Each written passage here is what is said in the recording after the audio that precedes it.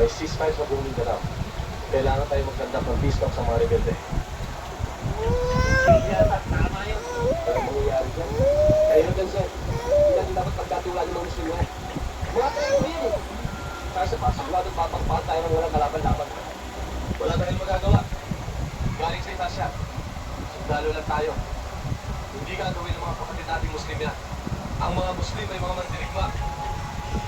At ang isang magiting na mandirigma ay may isang salita. Lalo-lalo na mga Muslim.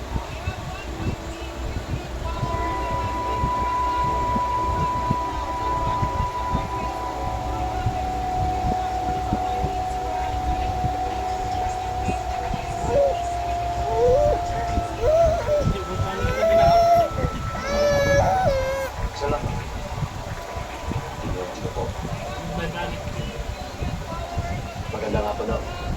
Saan? Ito na ang daan tungo sa kapayapaan. At wakas ng bigmaan dito sa Mindanao. Tuwa ako ah. Mapalapit na si Commander Pan. Bubuktos na. May bubal kasi natin doon.